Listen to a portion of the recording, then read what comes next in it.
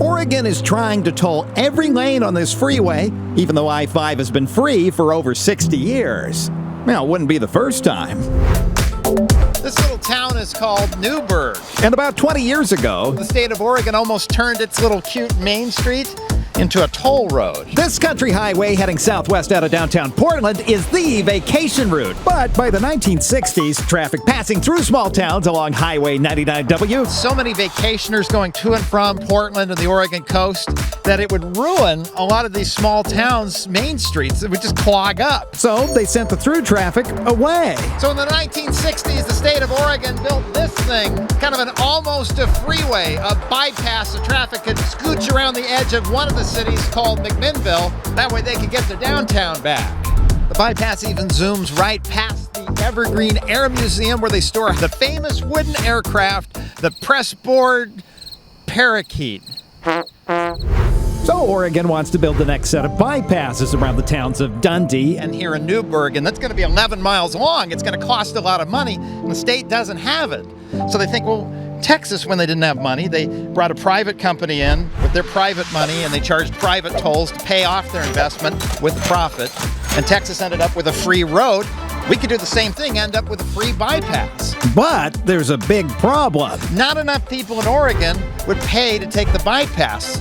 They'd probably just get in line and fight the traffic with everybody else. But the private consultant had an idea. Just charge tolls on the old Main Street as well, right? New highway, that's a toll. Main Street, that's a toll. As you can imagine, tolling a road that's already been free is not a popular policy idea. The mayor's office, that's a toll. So county commissioners blasted the idea. What, Yamhillland County is now an amusement park? Pay an admission fee to get in, folks. It's the tolliest place on earth. An administrator for the Federal Highway Administration even mused to the newspaper that putting a toll on the old highway might even break federal law. So the state of Oregon took the suggestion and then quietly stepped back from it and instead funded a much smaller bypass as sort of a first phase without a toll.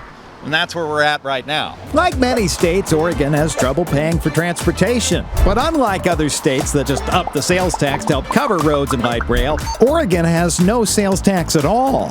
So the money trouble keeps getting worse. Every year when Oregon goes to maintain the roads they've got, not build new ones, just maintain what they have, they get about $500 million in the hole. So about 5 years ago, the state legislature came up with an idea to toll all the freeways running north and south through Portland as a way to generate money to build new things. But with the sour relationship that a lot of Oregonians have right now with tolling, I could see that's going to be a real uphill battle. A group of neighbors, of just grassroots citizens that were frustrated that, hey, they're going to toll this bridge in our neighborhood and not toll anywhere else. How does that make sense? It's not that Dean Scher is against this $600 million project. Yeah, there's over 100,000 vehicles that cross this bridge every day. He's not even entirely against the way Oregon wants to pay for part of it. It would surprise some of my supporters. I'm not opposed to tolls. I'm opposed to this toll and how it's designed. This is the Abernathy Bridge that carries one of two interstate highways over the Willamette River here in the Portland region. And this one here is getting a retrofit upgrade to be able to handle a mega quake. Just off the Pacific coastline, there's a huge subduction zone where one plate is putting pressure underneath the other. And when it pops, and it will, Portland might see a magnitude 8 or magnitude 9 earthquake. If this bridge were to come down, there is literally no bridge more secure than this bridge, the old bridge, for miles. There's a little ferry that'll carry a dozen cars south of here in Canby. After the earthquake, I-205 here is going to be a lifeline for fire trucks and police, ambulances, and of course eventually economic recovery, which will be a lot harder to achieve if this bridge falls into the river. While this project doesn't qualify as a mega project like the I-5 bridge going over the Columbia River, this Willamette River bridge is still a lot bigger than it looks. Here's a picture of me from a couple of years ago standing by the bridge pillar. And one from 20 years ago. A buddy of mine standing there. Look how tiny he is. I think this project warrants its own video at some point. So if you're working for ODOT and you're watching this, send me an email. Seeing how important this is, in 2017, the Oregon legislature passed a bill that promised to get 3 projects done. This $600 million bridge earthquake retrofit, another project to widen the last section of I-205 with only 2 lanes. We've got a highway that's 4 lanes and 3 lanes that feeds 2 lanes that expands to 3 lanes and goes back up to 4 lanes. This would also widen, retrofit, or replace freeway overpasses and where it crosses over the much smaller Tualatin River. And a third very expensive project adds a lane in each direction to I-5 to help unjam the interchange with I-84. And in exchange, Oregon would build a city park on top of the freeway. Price tag? At least $1 billion. The trouble comes with trying to figure out how to pay for all of this. Oregon, we were the first state in the nation to have a gasoline tax. Right now, the gas tax you pay at the pump is Oregon's #1 source of revenue for roads. About 2/3 of the state's revenue comes from the state gas tax, 1/3 from the federal gas tax. And by the way, that federal gas tax hasn't gone up since 1993 because it takes a literal act of Congress to raise it. And so it's almost kind of like the federal gas tax has gone down a little bit thanks to inflation every single year. And as more people drive battery electric vehicles, they won't pay any gas tax at all. So with pessimism toward the gas tax and knowing a regional sales tax was not possible, legislators turned to another idea. That same transportation law. That had a little bit of language in it that kicked off everything. It said the State Highway Commission shall, which means must, implement value pricing to reduce traffic congestion on Interstates 5 and 205 where they meet south of the city all the way up to the Washington border. And I suppose for some, a proposal to toll both routes kind of feels like history repeating itself. But why? This video is not sponsored by Tell a Friend VPN, because nobody is going to protect your secrets better than a robotic middleman, partially encrypted and based in Western Belize.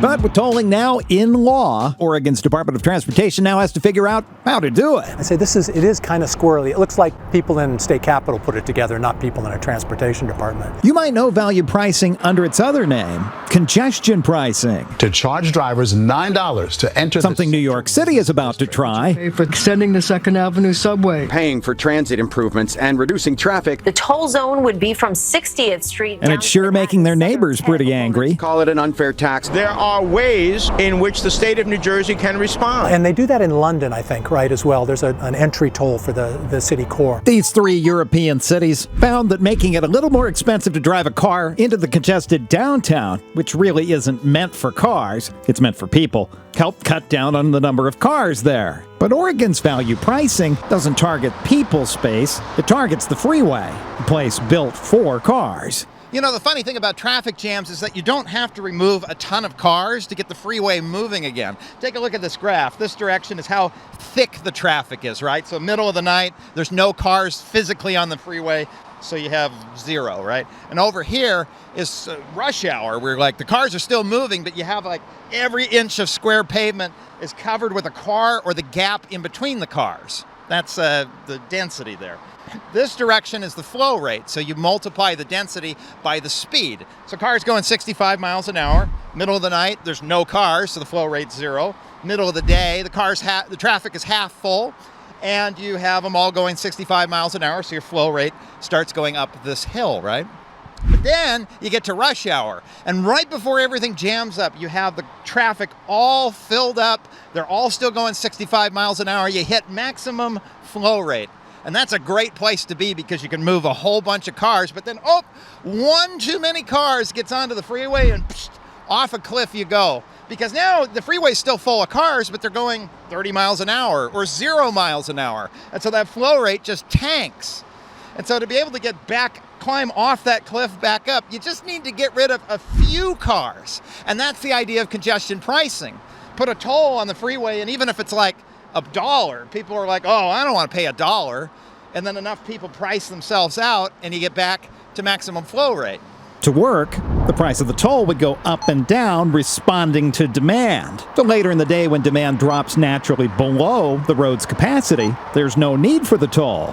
But Oregon's value pricing program doesn't work that way. There's no zero price on tolling. So if I shift my 5 o'clock commute home to midnight, nobody on the highway, why should I pay even a quarter? The roads would continue to charge money to finance transportation projects, even when the road is empty. Dean also makes a good point. It's only the north-south freeways that are seeing the congestion pricing tolling. Freeways that go east and west, like here on the west side on US 26, they're not part of the tolling program, at least not yet. And it's worth noting that I-5 and I-205 have a lot of interstate traffic between California and Washington, less so on the east-west freeways. So if the magic of value pricing is to push enough cars off the freeway to keep it flowing, well, what happens to those drivers? Well, one of three things. Ideally, drivers would change the time of day they'd make that trip. But critics of the tolling program worry more about the second one. Drivers will just pick a different route to take instead and try to avoid the toll. A traffic diversion's more than just a theory because it's already happening. And not because of a toll in this case, simply people avoiding freeway congestion. Diversion is a bad thing. You pull up your maps on your phone, you get on Waze, and Waze says, oh, go down this side street, down that side street. And that's the nature of a diversion route. It doesn't exactly scream like robust, freeway alternative. Critics like Dean worry once the tolls activate, diversions will get a lot worse. We have an historic bridge, 1 lane each way, and it will stay free because it's not a state highway. And on the other side, the narrow city streets of downtown Oregon City. It's a town that has a municipal elevator because half the city's up on that bluff.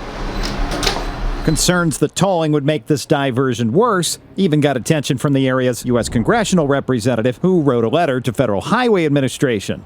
It was not favorable. But here's something the critics understate. A congested freeway crawls along far below its capacity. If value pricing could keep it moving all afternoon, and enough people are willing to pay the toll, that additional capacity might be more than the number of people who choose to divert to avoid paying the toll, which could mean diversions could go down. The third way demand could shift as drivers get priced off of the freeway. They might not take the road at all. They out and out said, we want to get you out of your cars. Portland has got a very dense core, and then the bulk of the rest of it around it is bedroom communities and rural, and the roads spoke out. As you can imagine, Oregon got a lot of public comments about this, and quite a few of them had people saying, hey, I'm not opposed to hopping out of my car and taking a MAX train.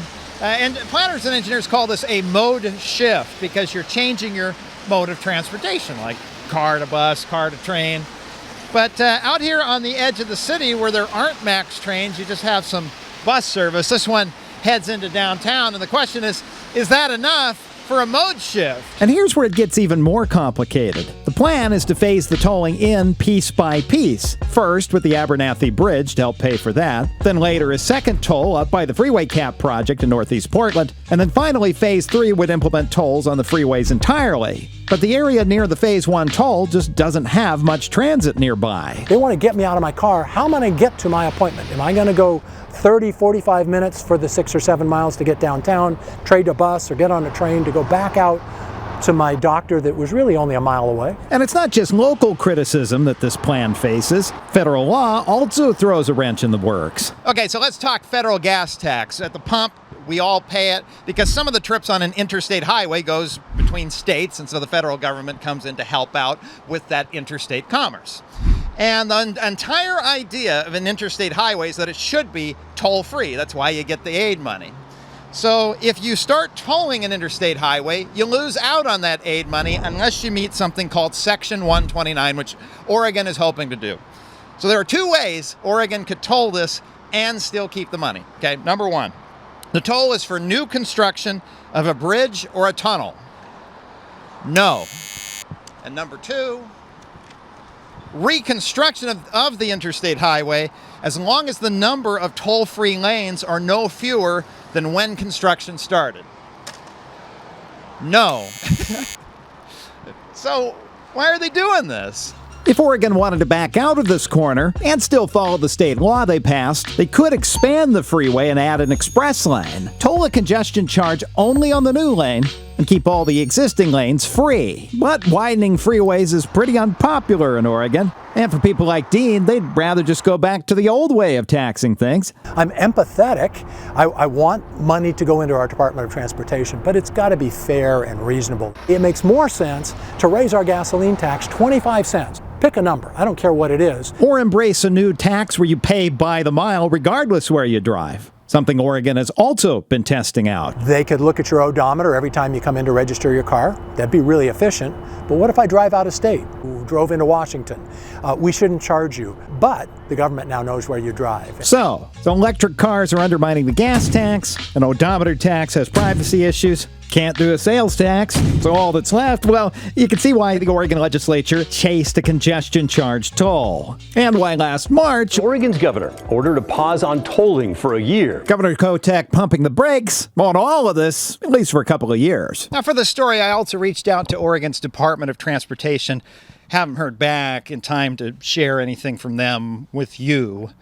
But I do think that they are in a tight position here, and so I'm sensitive to them maybe not wanting to comment because they worked really hard on something, and at the last second, the governor sort of pulled the rug out from underneath them. I mean, what would they say? I hope it's been a valuable experience for me to share what a critic has to say, not because the critic is always right. In fact, a critic could be wrong 99 times out of 100, but that one time a critic points out, hey, I see a little hole in your boat. Well, at minimum, we have a better boat, right? I'll see you next time.